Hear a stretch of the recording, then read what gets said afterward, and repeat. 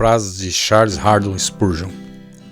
Uma fé pequena leva as almas até o céu, mas uma grande fé traz o céu até as almas. Não deixe aquilo que é urgente tomar o lugar do que aquilo que é mais importante em sua vida. Aprenda a dizer não. Será mais útil para você do que ser capaz de ler em latim. Tome para você a promessa de Deus, pois ela é suficiente, e mais do que suficiente, mesmo que todas as fontes da terra se sequem. Aqueles que mergulham no mar das aflições trazem pérolas raras para cima. Perdoe e esqueça. Quando você enterra um cão raivoso, nunca deixe a cauda dele de fora. A fé sobe pelas escadas que o amor construiu e olha pelas janelas que a esperança abriu. Muitos homens devem a grandeza de sua vida aos obstáculos que tiveram que vencer. Meu filho, se Deus o chamou para o ministério, não se rebaixe ao ponto de ser rei em qualquer país. Não pense que os sentimentos de desespero fariam adequado à misericórdia. Não é o que você sente que irá salvá-lo, mas o que Jesus sentiu. Sussurros que não podem ser expressos em palavras são frequentemente orações que não podem ser recusadas. Entre dois males, não escolha nenhum. Deus escreve com uma pena que nunca borra, fala com uma língua que nunca erra, age com uma mão que nunca falha. Se os pecadores serão condenados, que pelo menos pulem para o inferno passando por cima de nossos corpos. Se perecerem, que pereçam com nossos braços e mãos tocando os seus joelhos, implorando que fiquem. Se o inferno tiver de ser cheio, pelo menos que seja cheio de, apesar de nossos esforços, que ninguém entre ali sem estar avisado e sem que se tenha intercedido por essa pessoa. Se uma igreja não ora, ela está morta. Não é a quantidade de sua fé que o salvará. Uma gota de água é tão verdadeira água como o oceano inteiro. Ai de nós, nosso coração é o nosso maior inimigo. Nós precisamos de ventos e tempestades para exercitar nossa fé, para arrancar o ramo podre da autodependência e nos enraizar mais firmemente em Cristo. Mesmo que não possamos ver Deus, tenhamos confiança, pois estamos sob a sombra das suas asas. Alegre-se vocês que se sentem perdidos. O Salvador de vocês vem buscá-los e salvá-los. Tenham bom ânimo, vocês que estão em prisão, porque Ele veio colocá-los em liberdade. Vocês que sofrem de fome e estão a ponto de morrer, alegrem-se, porque Ele consagrou uma Belém para vocês, uma casa de pão, e Ele veio para ser o pão de vida para as suas almas. Alegrem-se, ó pecadores, em todas as partes, porque nasceu o restaurador dos perdidos, o salvador dos caídos. Unam-se à alegria dos santos, porque Ele é o preservador dos salvos, livrando-os de inumeráveis perigos. E Ele é o seguro, aperfeiçoador daqueles que perseveram. Jesus não é um salvador parcial, que começa uma obra e não acaba. Não, mas restaurando e sustentando, Ele também aperfeiçoa e apresenta os salvos, sem mancha, ruga, nem coisa alguma parecida, diante do trono de seu Pai.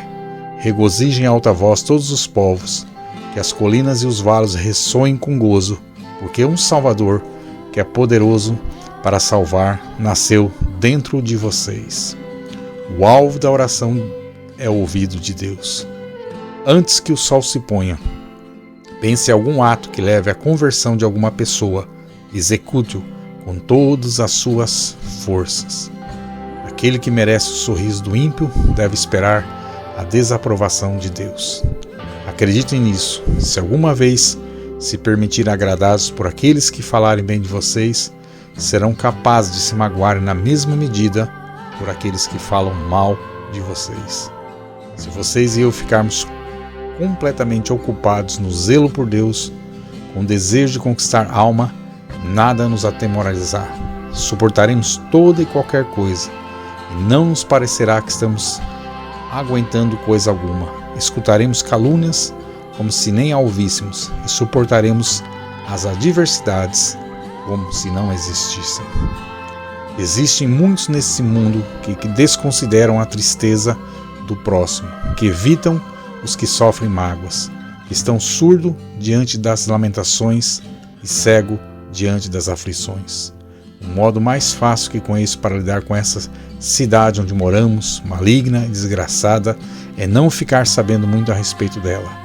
Dizem que metade do mundo não sabe como a outra metade vive. Certamente, se soubesse, não viveria de modo tão descuidado, nem seria tão cruel como é. Existem vistas nessa metrópole que derreteriam um coração de aço e tornariam generoso um Nabal.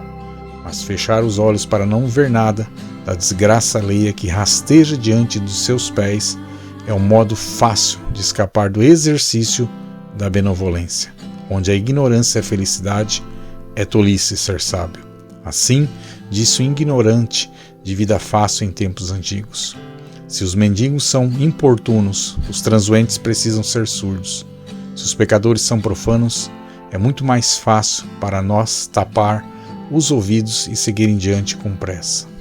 Quando o filho pródigo voltou para a casa de seu pai, o pai deveria lhe ter dito, segundo o modo considerado correto, de conformidade com o que as pessoas fariam hoje em dia: pois bem, você voltou para casa, estou contente em vê-lo.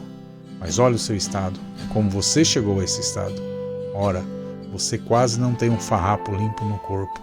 Como é que você ficou tão pobre? Você está tão magro e esfomeado. Como aconteceu isso? Onde você esteve? O que você andou fazendo? Com quais companhias você andou? Onde estava você na semana passada? O que estava fazendo ontem às 7 horas? O pai não lhe fez uma única pergunta, mas o apertou contra o peito e instintivamente sabia tudo a respeito. O filho voltou assim como ele era, e o pai o acolheu assim como ele era.